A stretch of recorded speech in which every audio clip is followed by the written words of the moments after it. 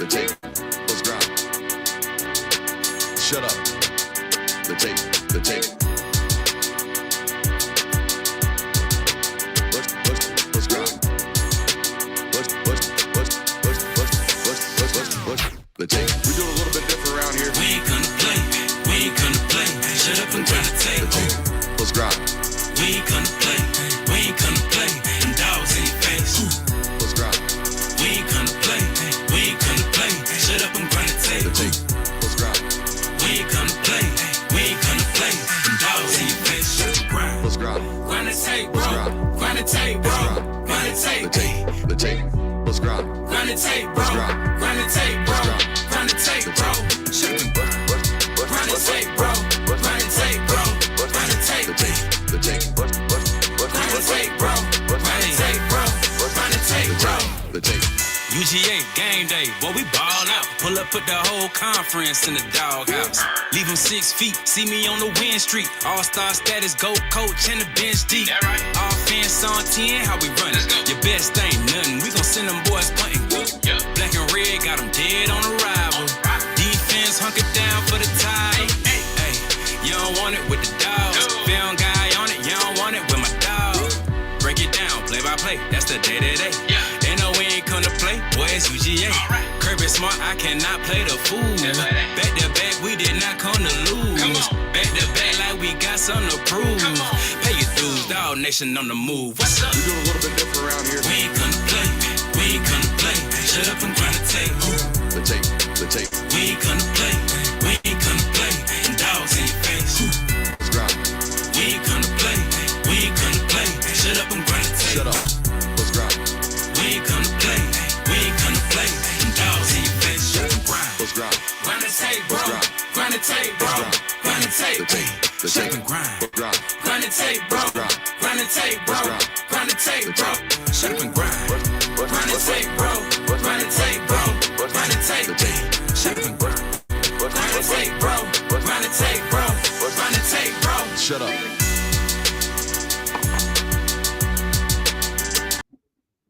What is up, ladies and gentlemen? Welcome in to the Film Guide Network on a fabulous Tuesday afternoon. Sorry we're a little bit late. We scheduled these streams for 12:15 during SEC Media Day week. We were waiting around to see if we're going to get any Georgia players to come by our desk. Apparently not. If you want to tune into a Georgia exclusive radio interview, tune into Huntsville, Alabama local radio. They got it. The Film Guide Network did not. We're ecstatic about it. We're here for a loaded hour right here on the network. Make sure you hit that thumbs up button, like, subscribe, and rate, review. And it is Georgia Media Day here at SEC Media Days, but it's more than that. I mean, this is the loaded one. This is probably the most loaded day I've seen in SEC Media Day history. You got, or at least that I've covered, you got Georgia, you got Texas and Tennessee and Auburn today. So you got 3 real kind of local schools, and then the Arch Manning Fest that's supposed to take place in a little bit over an hour. What were your initial takeaways from Kirby Smart and the Georgia media availability? It was somewhat standard Kirby during his opening speech. At the same time, it wasn't, I would say. Didn't get the typical discussion of, hey, we studied this offseason. This is what we're taking away with it. This is our big message. It just continues to be the fire, passion, and energy. That continues to be what he pounds everybody over the head with, is that. But I thought that it was really interesting. Again, something that he's talked about constantly, but he hit it again today, how they are a relationship-based program, not a transaction-based program, so that if you're basing everything off of transactions, then you fully hit your ceiling as a player. So, again, just kind of hitting the typical Kirby Smart things. So I know we're talking Georgia National or SEC Media Days. Chat's blowing up about Tyler Atkinson. So we'll go ahead and divert the conversation to that right there. First and foremost about Tyler Atkinson. He and Mark Bowman, in my opinion, I've said this on this channel, I'll repeat today. He and Mark Bowman are the 2 most surefire. That guy's going to be a great, not just college player, that guy's going to play on Sundays for a long, long time. Those 2 position players, in my opinion, are the most surefire. That guy's going to be great evals in this class. That being said, I see numbers flying around the chat all over the place. I don't know where this $10 million number came from with regards to Tyler Atkinson. I know where it came from with regards to Mark Bowman. Scott Schrader's the one out there putting it out. That's a USC guy. I have no idea who is saying that Tyler Atkinson's gotten $10 million. That's not the case. everything I heard this morning was that last night they made phone calls and said, hey, who wants to move up anymore? Who wants to come up anymore? I was told Texas got over that $1 million annually number, and $3 million for 3 years for Tyler Atkinson to me seems reasonable. Is Georgia going to overpay that? No. Why would they? Look at their room. I think it wasn't just the money for Tyler Atkinson either. That was obviously a notable, factor in this recruitment. But guys, he's going to walk in day one and be the starter at Texas. I can guarantee it today, right now. Tyler Atkins is going to start day one, game one at Texas. I cannot make that guarantee at Georgia, despite everything I told you about this athlete. I think this guy's great. I think he's going to be great. The immediate playing time and immediate money was available at Texas, and that's that. The $10 million stuff is crazy. Stop. Honest to God, whoever's telling you that, don't read them anymore. I don't like to take readership from other people, but if you think Tyler Atkinson got $10 million, you're wrong. You're just wrong. And if he did, he got that June 1st, not July 15th. There's no way they got preloaded enough money to give a kid $10 million. There's no way. Stop listening to it. Yeah, and I know that there's quite a bit of frustration, at least in the Georgia base, as in regards to this recruitment, because it feels like Texas just came in swinging very late in the process. It kind of felt like it was boiling down to Georgia and Oregon and Clemson, and then Texas gets into the mix, and Texas ultimately wins out. But, I mean, you're hitting all of the things of not like – it's one thing for Georgia if they were going to pay him the $1 million or $3 million over 3 years, but – 2 of those years might be Tyler Atkinson being a spot player for you or being a depth piece for you, whereas Texas is going to get an immediate return on this. He is going to play for them, and they're going to get a return on Tyler Atkinson being on the roster. It's got live living legends walking by us right here. The OGBA right there, Brandon Adams. Look at him being all coy. Good to see you. That's a great neighbor, by the way. Oh, yeah? The guy's a great neighbor. Yeah, just moved into the neighborhood. We got a key 5-star addition into the neighborhood. That's big news. Yeah, I was shirts off, running out, getting my sweat on. Here comes this fine looking BA walking towards me. I'm like, what is this neighbor? It's my daggum neighbor. It's a good man right there. It's a good man right there. Got a super chub in there talking about Nick Abrams. We'll put it on the board for you. Brantley Martin says Nick Abrams will be a great pickup tomorrow. Whole class looks great anyhow. Got lots of depth at the position anyhow. You know what we call that? We call that $20 a spin zone right there. We call that $20 a spin zone. Look, here's the deal. I know Nick Abrams looks good tomorrow. Think you're going to land him? I know the room looks great. No matter what the room looked like, if it had 7 Roquans in it, you'd take an 8th Tyler Atkinson. I mean, it's just the way it is. Like, they wanted this guy for sure. Now, had he been, we absolutely have to have this guy, I think they come up on the number. I think they do. I think they recognize how talented this football player is. I just don't think you were in a dire situation like Texas's roster seems to be. Yeah, and I know that there was some reporting earlier in the year when it came to Texas's 2026 recruiting class. There were 2 positions that were circled for them that were kind of saying these are 2 positions that they're going to pay a premium price for because they really have to bulk up the depth there. It was tight end and it was linebacker. So they got the linebacker right now, and they also have another tight end, I believe, committed in the class. Can't remember his name right now, but those are 2 positions that they circled, and they have landed top prospects at both of those positions. So it's no surprise, really. Boy, that Texas beat reporting scene's probably doing cartwheels right about now, because last week the spin zone was, we're trying to retain our own roster. Yeah. Felix Ojo, not worth the money. We don't have any left anyways. Tyler Atkinson, bang. Not necessarily about retention right about now in Texas. Did you see that spin zone on social media? Yeah. Beat reporters from Texas being like, basically the Kirby Smart thrifty meme we saw on social media, and now they're out here spinning a little bit of quiche. Chat talking about the Penix Jr. jersey behind us. Not bad. Future Falcon legend. We got a Cameron Newton jersey up there that you guys can't see. That's a LaMichael James jersey right there. They got the Champ Bailey jersey out down below today. They got the Champ Bailey jersey out there. We got some Vince Dooley quotes in front of us. Oh, yeah. I believe in I believe in being fair but firm. It's a bar from Vince Dooley. Back to the Georgia media day availability. By the way, the worst player here to not have the microphone turned on for Gunnar Stockton. Top 3, Gunnar Stockton, maybe easy number 1, surefire.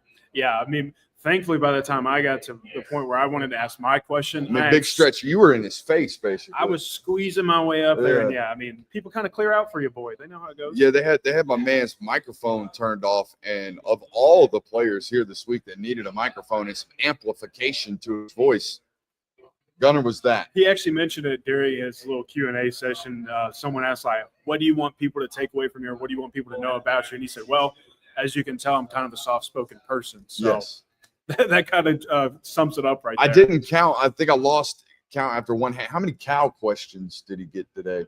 I didn't hear any cow questions. I heard a couple truck questions. There was a truck question for sure. There was a lot of Manning Passing Academy questions, actually.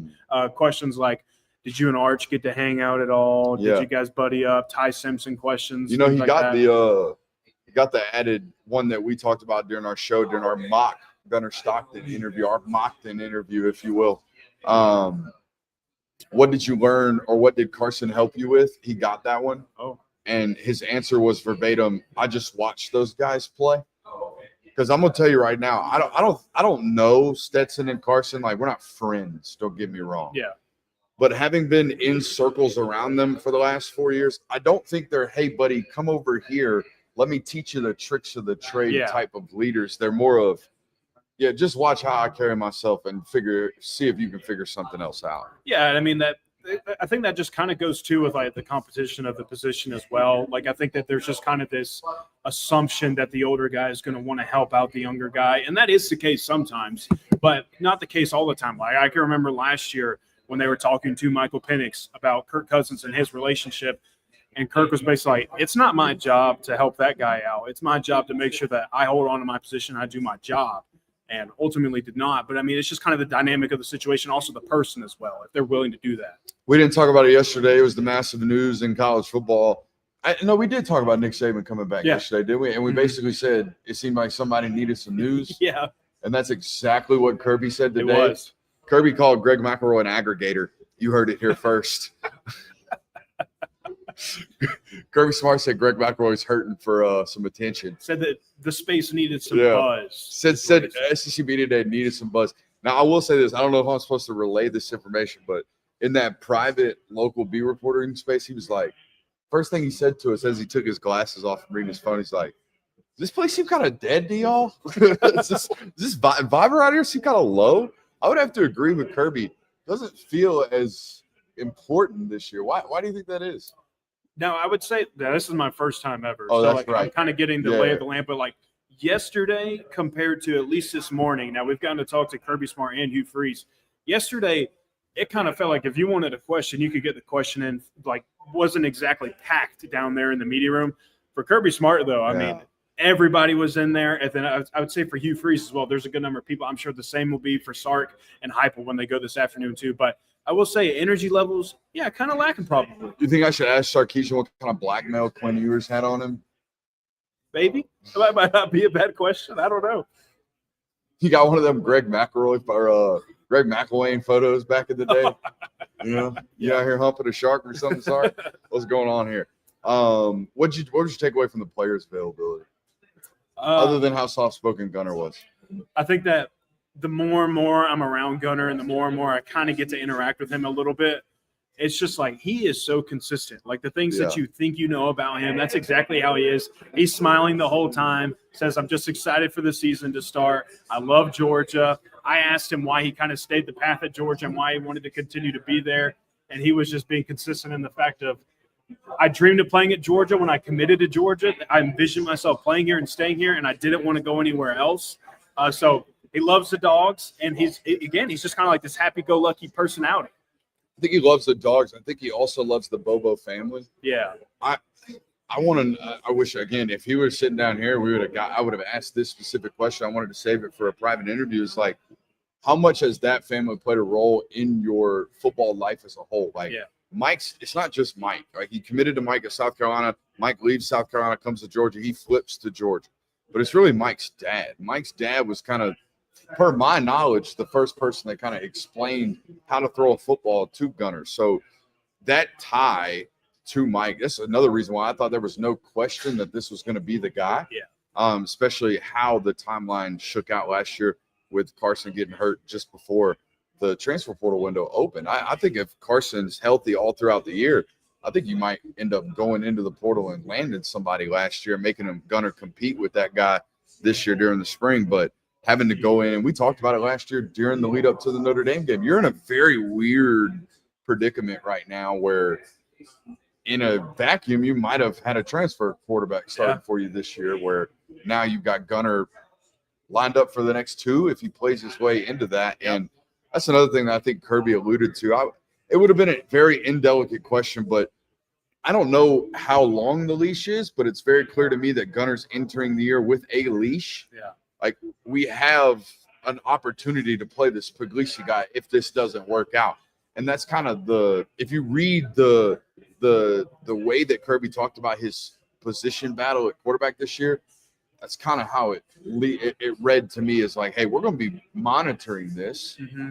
Obviously, he's not a surefire. We're playing all 13 games with this guy. If he plays well, he's our guy. Mm-hmm. If he doesn't, we might be going to the other guy. For sure. And I think that's kind of the stage in some regard. I think every situation is different, but when you're coming into a season with a first-year starter, it feels like there's always that little of like hesitancy of just saying like, this is going to be our guy for the season. Like, I can't remember a time where there was a first-year starting quarterback under Kirby Smart where it was known other than Carson Beck. Like, going into Carson Beck's first year. And even then, we had media members out here talking about Vandergriff well into August. It's like, well, y'all aren't paying attention, but this is the guy. You're right. They haven't really – I mean, he didn't even name Carson until a week before. I would say the only one would be 2022 Stetson Bennett. That was like the only one where entering that season you knew, surefire, it is going to be Stetson Bennett. And I guess so last year too with Carson going into year 2. But every other season going into a first-year starting quarterback, it's kind of been, we know who the guy is, but there might be a situation where, hey, pull it back a little bit. Let's test out the other guy. Speaking of legends, it's Paul Feinbaum right there. Yeah.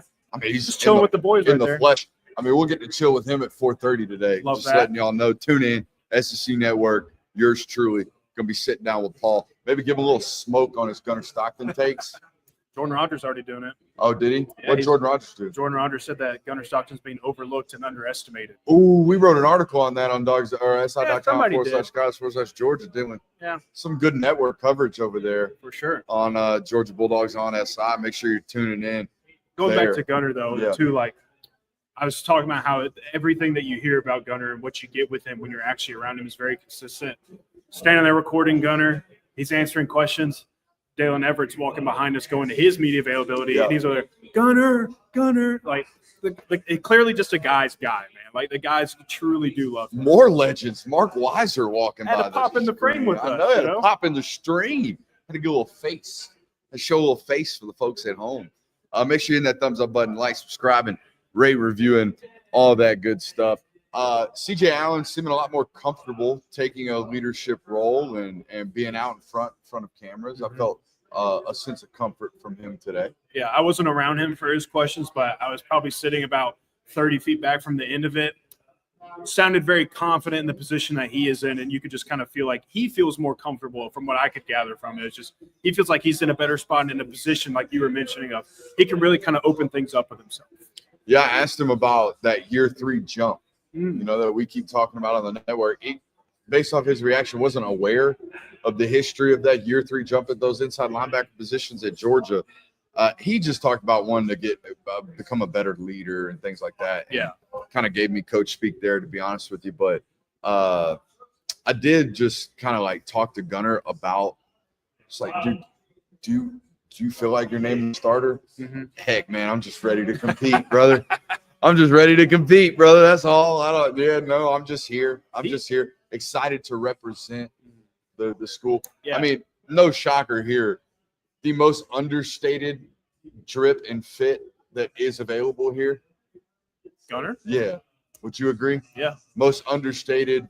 The tie was nice. The tie was dope. The tie was a Georgia Bulldog tie, but just standard gray suit, black shirt, regular Georgia tie. Got a pair of boots on. It's almost like Kirby Smart dressed him, other than the shoes. Yeah, other than the boots. Wouldn't catch Kirby dead in a pair of boots. No. Yeah. No, not his thing. Yeah. Being a South Georgia guy, do you think he ever owned a pair of boots? I would think, right? I highly doubt. If Kirby Smart had a single pair of boots in his closet, I'd be shocked. What do you think, chat? Think Kirby Smart owns boots? We think so. Come on. Nah. No? What would he need them for? Well, maybe as a kid. I don't know. I mean, you think you holding on to your kitty boots? No, I'm not. No, I'm saying right now, today, does Kirby Smart have a single pair of boots in the closet? I'm going to say no. I'm saying no. I'm saying absolutely not. How about the big stretch over here in a suit today? Didn't know they had that much cloth. I saw the chat yesterday. They were like, "Oh, Jay, will all this talk about how he's going to wear a suit, didn't break out in the first day." Hey, you got to save it for the bigger occasions. It was Kirby Smart Day. I had to make a good, solid first impression for SEC Media Days on Georgia Day. So I put the suit on today, man. And I strayed away from original plans just to make sure we weren't out here rocking double blue suit. This is green if you can't tell. This is green if you can't tell. I don't know if I could do the green suit. I'll stick with my navy right now. Green's about as far as I'll go. Yeah. Anything further than this is like a little too much look at me. Mm-hmm. Somebody asked me if I had any beige or like tan suits. I'm like, I look like a big old piece of cardboard out here. Steve Harvey says everybody needs a brown suit. Yeah, not me. Yeah, not me either. Don't know if I can rock a brown. I do have a poo suit, like a straight up brown, looks like a turd. What could brown do for you, baby? Yeah, straight poo suit. And that thing's not bad. I had a buddy get married in poo suits. Oh. 7 large turds standing up there while he got married. Shout out my boy John Knight. Who else do we have today? You said zero juice from Hugh, huh? This was interesting. Of all people that needed to stand in front of that microphone today and go on a 19-minute soliloquy, Hugh Freeze, first ballot. And you told me he gave a 2.5-minute opening segment? Yeah, I mean, his opening statement was talking about a little bit of last season, again, hitting on the we could have. Actually slipped up again. He said we could have won some more games last year. Oof. And then he also went into going on about Jackson Arnold and the players he brought, how great they are. And then he stops and we go to questions. I mean, it was literally maybe 2 minutes. A little pro tip here for you. Anytime you slip up and say should have, just stick with it. Because that connotes you're accepting responsibilities for your shortcomings. Amen? Yeah. Anytime we go should have and then stop ourselves and go could have, everyone just knows you're trying to hide your own blame right there when you do that on Main Street on SEC Media Day. The last 2 years, I didn't have the chance to go down there because I was sitting here with my you-know-what in my hand waiting on potential interviews that didn't end up happening. But every time last year when he spoke, it was very clear to me Hugh had no plans for an opening statement. Yeah. Just got up there and winged it. Here I am. I'm going to talk about Auburn football for 2.5 minutes.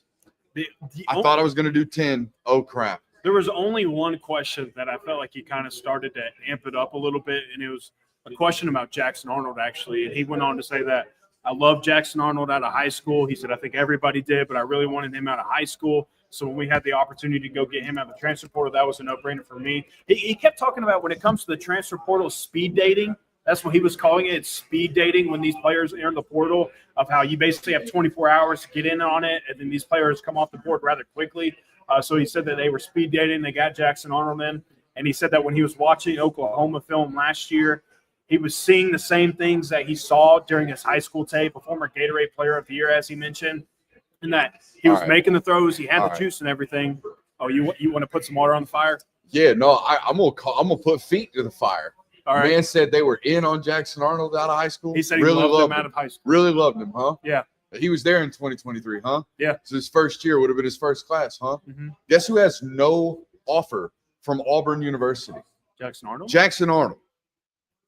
Why does this man talk to us as if the internet does not exist? That's a good question. Why do we do this? Might have loved him, didn't love him enough to give an offer. You know who did? Tulsa. You know who did? TCU, Tennessee, Ole Miss, Oklahoma State, North Texas. No Auburn offer on this list. I call cap. Well, that's unfortunate. So had you sus about something that wasn't even true? Boy, just out here lying on Maine. Yeah, he is. That's crazy to me. Yeah, very even-keeled Hugh Freeze. He did talk about this was the first year that he got to wear Nike sneakers with his suit because they are now a Nike school. They ditched Under Armour, so now he's like, I got to wear some fresh kicks with my suit this year. I ain't gonna lie to you, I had the same drip going on minus the orange shirt that he had yesterday, so we might have to just torch the whole fit. All low top ones and all. He had the white and blue low top ones that just got released. They're sitting on my my basement floor on the stage right now. We're gonna have to torch me. You can't be sharing the drip. I mean, you can't be matching drip with Hugh Freeze. I guess not. Maybe. We got Josh Heupel in like 90 minutes. Do you think he's rocking the same suit he has the last 2 years? I hope not. Speaking of drip, I really hope it's not the. we're going orange juiceless. checkerboard. We're going juiceless Hugh Freeze to even more juiceless Josh Heupel. And I'm sure the entire questionnaire is going to be about Nico, Joey Aguilar, quarterback position. I mean, he's going to get hit over the head with that ad nauseum for sure. Do you think it would be a good move for Josh Heupel to just be like, get out in front and be like, hey, don't ask me about Joey Aguilar. I don't know shit about him either. He just showed up to my campus. Yeah. Or do you think that would be a bad thing to do because you're telling everybody you don't know anything about the quarterback you're expected to start in a month?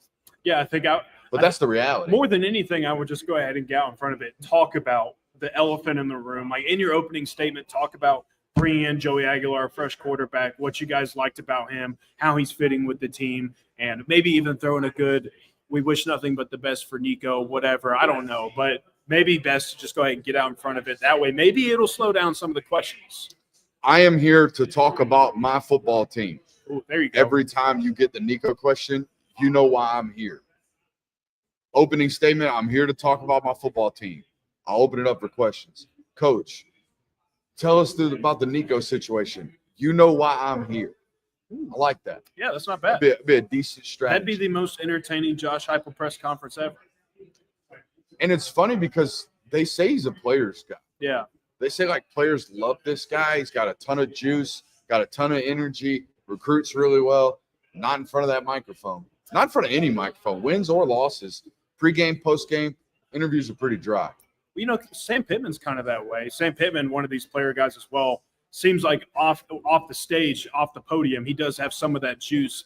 But when he's here at SEC Media Days and he's talking to the media and he's on the podium, it's a little bit more laid back Sam Pittman, not the typical rah-rah that you might see him in other situations. So turn that damn jukebox up, baby. You know, I was on a radio station just before this, and the lead into the question was, what the Kentucky? And I said, precisely. I don't know. Sorry, I just saw a random Kentucky logo, and I was like, I don't know what Kentucky. That's how they started it with you? Yeah, it's like, what do you think about, like, what the hell's going on in Kentucky? Great question. Heck if I know. Don't know, Ricky. We'll find out this year, I guess. Like, good Lord. Is that, of all teams, is Kentucky the most, like, unknown about this conference? Yeah. I think there's a legitimate chance Kentucky is voted 16. I wouldn't doubt it. I think that they are probably the worst team in the SEC as things sit right now. You know, like if I'm comparing rosters right now, I don't really love anything about Kentucky. Like usually with Kentucky, there's some type of upside that maybe you're banking on, like with their transfers that they've taken over the years. Like maybe you're banking on the upside of Will Levis or anything like that. And then like even with Brock Vandagriff last year, it's like, oh, they got a former 5-star coming in. There's a whole lot of upside there. They had a solid wide receiver. I mean, the defense is usually really solid. There's just nothing that I'm kind of gravitating towards with them this year. They lost a ton of defensive bodies too. So and the good players that were there, I feel like hit the floor. Yeah, Dane Key, most notably Berrien Brown, the wide receiver, went to LSU. So they lost a lot of weapons elsewhere. I think Berrien's at LSU. Where's Berrien Brown now? Yes, I think he's at LSU. I think you're right. So quick Google will take care of that. But no, I got asked that one. I was like, you're right. I don't have a damn clue. What else do we want to talk about today, Jonathan? Berrien Brown is at LSU. Okay. Dane Key's at Nebraska. Yeah. Big win. We can go back to the Tyler Atkinson thing. Big win for Sark. Big win for that football team. They needed that Mike linebacker future for them. And I do want to throw water. I know Georgia fans are going to do the whole, well, he don't care about development. I mean, Anthony Hill's going to get drafted pretty damn well this year out of Texas. So yeah, I mean, they're doing decent things. Just because a school or a program doesn't have the same history that Georgia does at linebacker doesn't mean that they're not capable of making great defensive players. I mean, we've talked about it on our show before that we felt Texas had the best defense in the SEC last year. It's certainly one of the more consistent defenses, and they pumped out numerous draft picks, and they're going to do the same thing this year. So they're certainly capable of developing players and getting them into the right spots and turning them into first-round draft picks, just as Georgia is. But Georgia just happens to do it at a really, really high rate at the linebacker position because of Glenn Schumann and because of all the other pieces on that staff. They're able to do it at a much higher rate. But, I mean, Texas, again, a really good program. Staying on the defensive side of the football, I guess the biggest news noteworthy thing today was a retraction of the Will Muschamp storyline. Muschamp was left off of the football directory. We all ran articles about that being the case, and assuming that he was no longer going to be a part of the football team, he's going to be there in some type of role. Here's the deal. It's not like Muschamp's an everyday coach last year. He wasn't.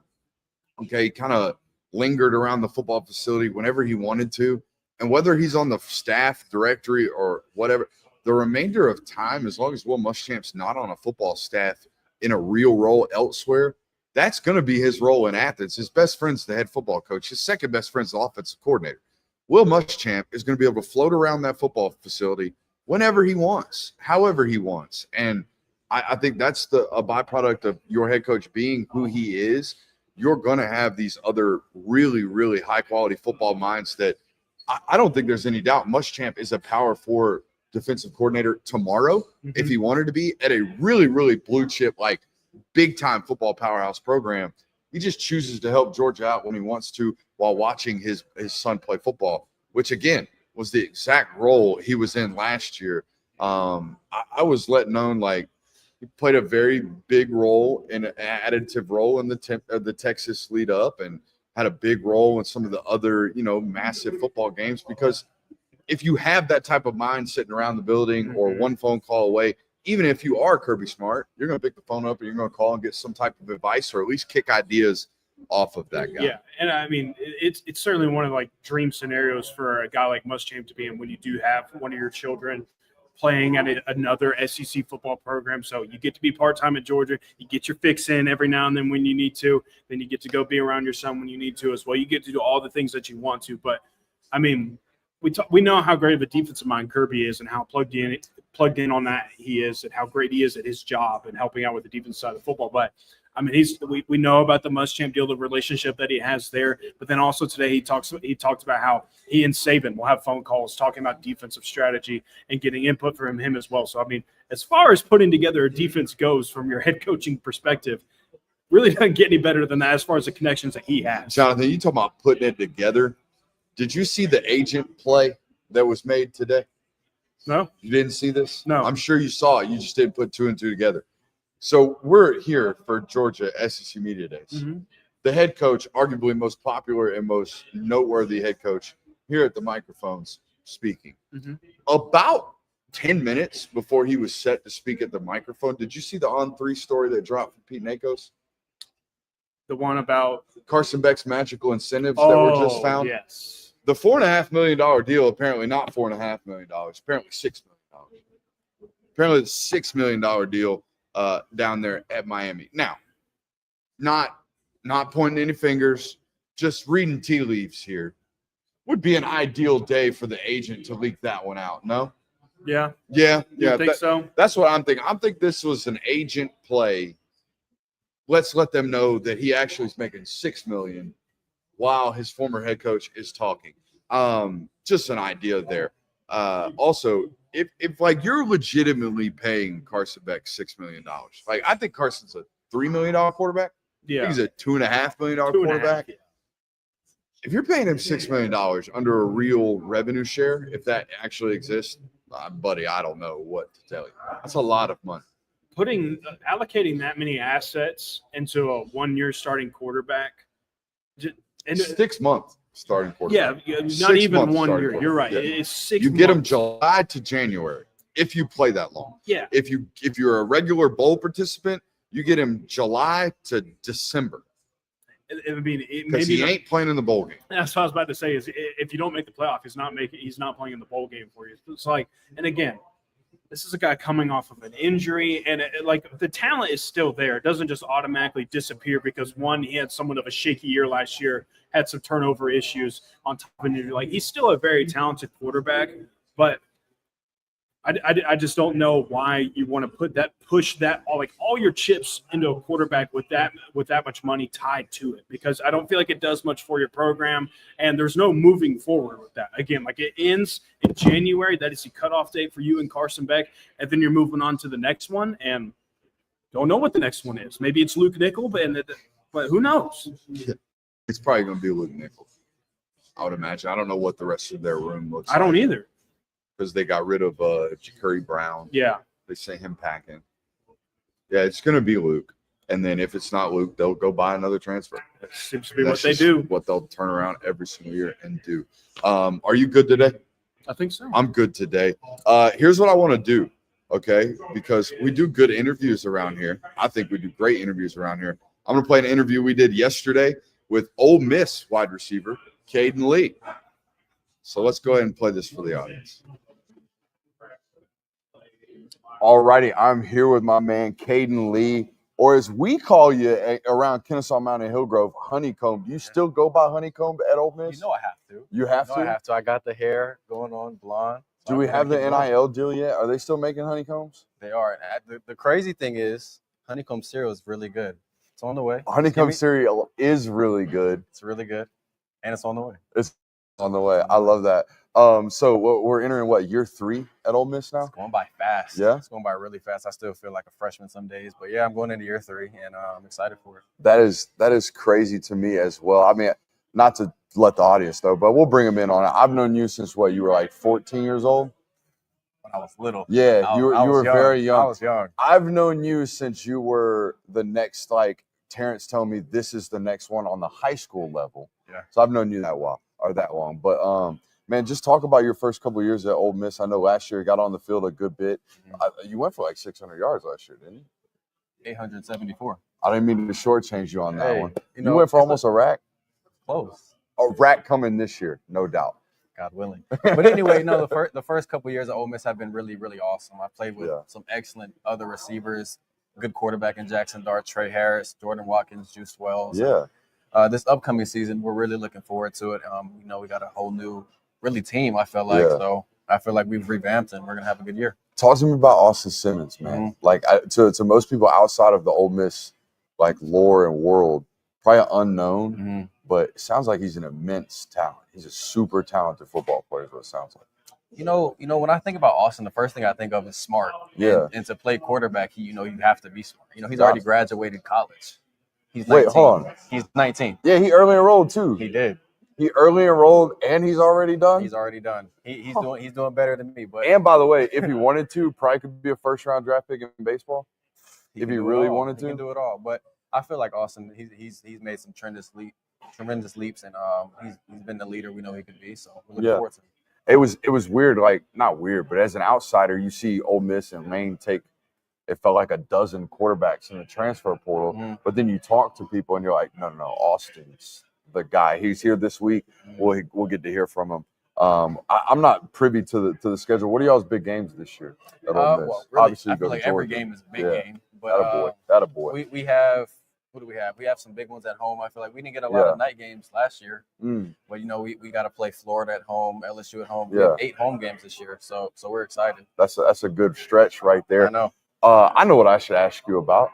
Y'all stormed a field last year against Georgia. What was it? Was that your first field storming of your career? That was. What was that like? That was. As a player. I know what it was like as a media member. It was chaos.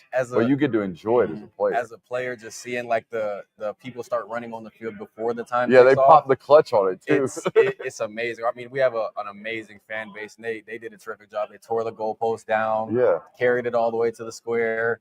But as a player, it stays in my mind.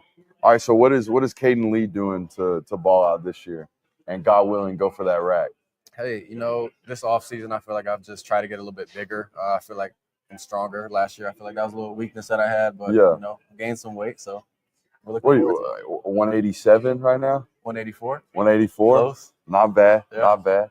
It's good to see you, man. It's good to catch up with you. I appreciate you for coming on, sir. bro. That's awesome. All right, man.